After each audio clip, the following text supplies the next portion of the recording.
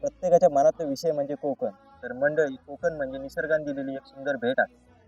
हिरवीगार वनराय, निळसर स्वच्छ समुद्र आणि शांत वातावरण असो आपलं कोकण असं. पण या सुंदर कोकणात अनेक समस्यांचा सामना करूचो लागतो. वाढते प्रदूषण, बेरोजगारी, शहरांकडे होणारे स्थलांतर, कचऱ्याची वाढती समस्या, मोठ्या प्रमाणात होणारे वृक्षतोड आणि शेतीत येणाऱ्या अडचणी. भरपूर पाऊस असूनही उन्हाळ्यात पाण्याची टंचाई. पण या सगळ्यावर नेमका उपाय काय? कोकण निसर्गाचं देणं लाभलेला स्वर्ग. पण या निसर्गाला गरज असा शाश्वत विकासाची.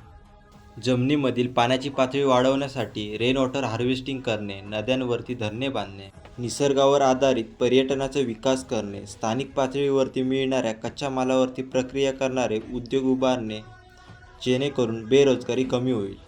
कोकण जपण्यासाठी प्लॅस्टिकचा वापर टाळण्यासोबत सौर ऊर्जेकडे वळणे, इलेक्ट्रिक वाहनांचा वापर करणे आणि कोकणची हिरवाई जपण्यासाठी जास्तीत जास्त झाडांची लागवड करणं आवश्यक असा. कोकणचा विकास नक्की करूयात, पण निसर्गाचा समतोल राखून. कारण समृद्ध निसर्ग हाच तर खऱ्या अर्थाने समृद्ध कोकण असा.